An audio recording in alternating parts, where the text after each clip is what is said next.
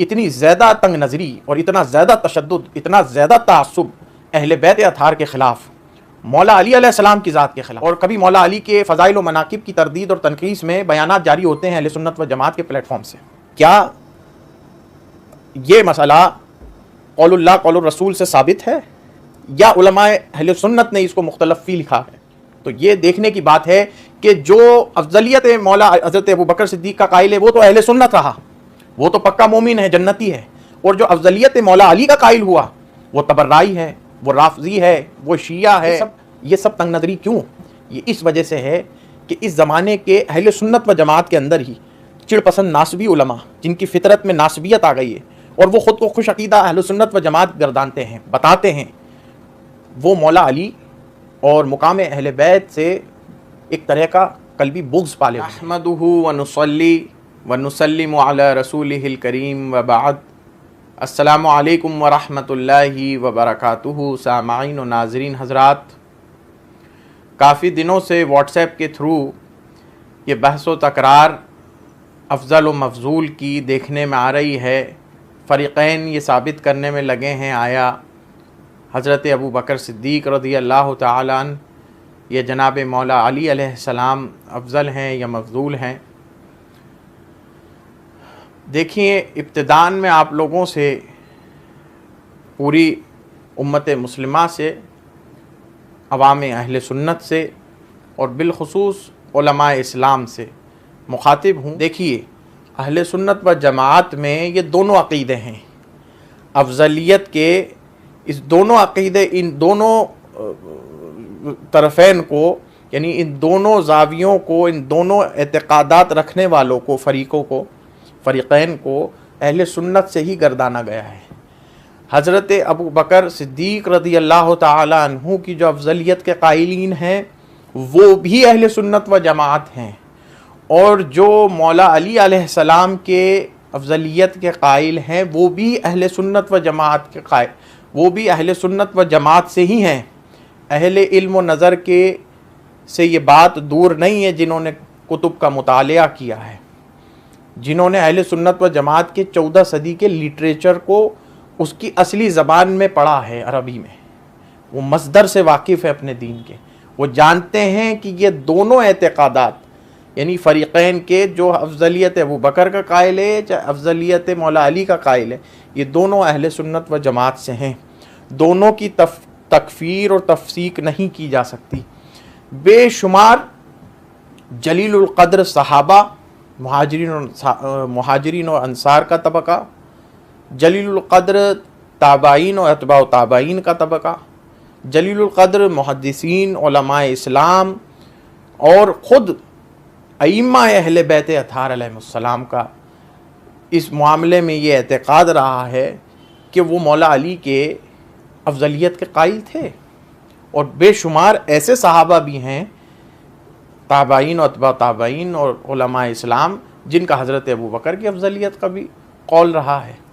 تو یہ اختلافی مسئلہ ہے، یہ ظنی مسئلہ ہے، لیکن دیکھنے میں یہ آ رہا ہے کہ یہ 100 سال سے، 100-200 سال سے، اس سے پہلے اور اب کوئی 10-20 سال سے، اس سے پہلے بھی مسائل اٹھتے تھے، اتنی زیادہ تنگ نظری اور اتنا زیادہ تشدد، اتنا زیادہ تعصب اہل بیت اطہار کے خلاف، مولا علی علیہ السلام کی ذات کے خلاف، آپ کی تنقیص، آپ کی تردید میں، کبھی مولا علی کے مد مقابل آنے والی جماعت کے اس بات میں، اور کبھی مولا علی کے فضائل و مناقب کی تردید اور تنقیص میں بیانات جاری ہوتے ہیں اہل سنت و جماعت کے پلیٹ فارم سے، اور افضلیت حضرت ابوبکر صدیق رضی اللہ عنہ کو ایسا بتایا جاتا ہے جیسے قرآن اور حدیث قول اللہ اور قول رسول کا فیصلہ ہے، اور بار بار یہ تکرار کی جاتی ہے کہ افضل البشر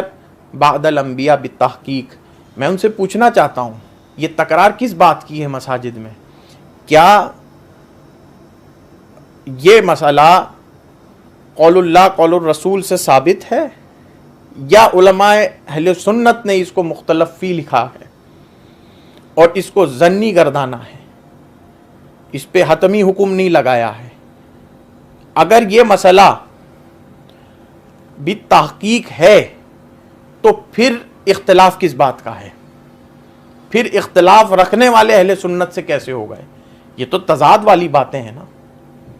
تو یہ دیکھنے کی بات ہے کہ جو افضلیت مولا حضرت ابوبکر صدیق کا قائل ہے وہ تو اہل سنت رہا، وہ تو پکا مومن ہے، جنتی ہے، اور جو افضلیت مولا علی کا قائل ہوا وہ تبرعی ہے، وہ رافضی ہے، وہ شیعہ ہے، وہ فاسق ہے، فاجر ہے، اس کی جنازے کی نماز نہیں ہوگی، اس کی امامت قبول نہیں ہے۔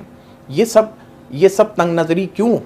یہ اس وجہ سے ہے کہ اس زمانے کے اہل سنت و جماعت کے اندر ہی چڑ پسند ناسبی علماء، جن کی فطرت میں ناسبیت آ گئی ہے اور وہ خود کو خوش عقیدہ اہل سنت و جماعت گردانتے ہیں، بتاتے ہیں، وہ مولا علی اور مقام اہل بیت سے ایک طرح کا قلبی بغض پالے ہوئے ہیں۔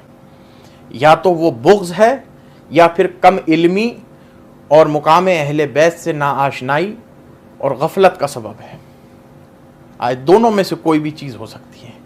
بہرحال کہنا میرے کو آپ کو یہاں یہ بات تھی جو بات مجھے پہنچانی تھی۔ جب یہ بات متفق علیہ ہے کہ افضلیت جناب ابوبکر صدیق رضی اللہ عنہ کا قائل اہل سنت سے ہے، تو پھر وہی افضلیت مولا علی کا قائل جو ہے وہ بھی اہل سنت سے ہے، تو پھر اس کے ساتھ دوہرا روی کیوں کی جاتی ہے؟ ڈبل سٹینڈرڈز اس کے ساتھ کیوں مینٹین کیے جاتے ہیں؟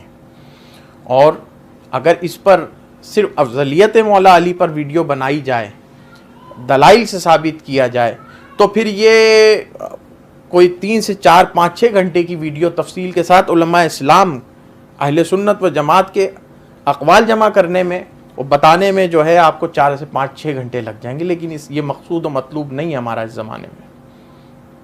اور بڑے بڑے صحابہ کے نام سامنے آئیں گے جو حضرت علی کے افضلیت کے قائل تھے، تو کیا ان پر بھی حکم رفض لگے گا؟ یہ ہمارے کو اس زمانے میں سوچنے کی بات ہے کہ ہم کہاں جا رہے ہیں، کس طرف جا رہی ہے اہل سنت و جماعت۔ ہم بارہا کہتے ہیں کہ جلیل القدر خلفائے راشدین، ازواج مطہرات، اصحاب بدر، اصحاب احد، اصحاب بیت رضوان، اور وہ صحابہ جو جامع اور صحیح ترین صحابیت کی تعریف میں آتے ہیں، وہ صحابہ، وہ سب ہمارے سروں کے تاج ہیں، ہمارے سر آنکھوں پر ان کی عظمتیں۔ مگر اگر بات مولا علی کی ہوتی ہے، اہل بیت اطہار کی ہوتی ہے، تو وہاں خود محدثین نے اس بات کو آ کے یہاں لکھا ہے کہ کثرت فضائل و مناقب قرآن و احادیث سے جس کے حق میں ثابت ہیں وہ مولا علی کی ذات ہے، مولا علی کی ذات ہے۔ بڑے بڑے اکابرین محدثین نے اپنی کتابوں میں نقل کیا ہے۔ اور کیا کہنے ان صوفیاء کے، درویشوں کے، اہل اللہ کے، اولیاء اللہ کے، وہ کارخانہ ولایت کے اولیاء اللہ، مولا کائنات کی کارخانہ ولایت کے، کہ جن سے پوچھا جائے کہ علی کی افضلیت کے بارے میں یا علی کے بارے میں کیا کہتے ہیں آپ لوگ، آپ کا طبقہ کیا کہتا ہے، علماء باطن کا، صوفیاء کا، تصوف آشنا لوگوں کا، علم طریقت رکھنے والوں کا، تو ان کا جواب یہ ہوگا کہ لا یقاس بہ احد انہ من اہل البیت۔ مولا علی کا کوئی مقابلہ نہیں ہے، کسی پر ان کو قیاس نہیں کیا جا سکتا۔ وہ اہل بیت اطہار سے ہیں، وہ اصحاب قصہ سے ہیں۔ ہوا امامنا و شیخنا فی علم الطریقہ، وہ ہمارے شیخ اور امام ہیں طریقت کے علم میں۔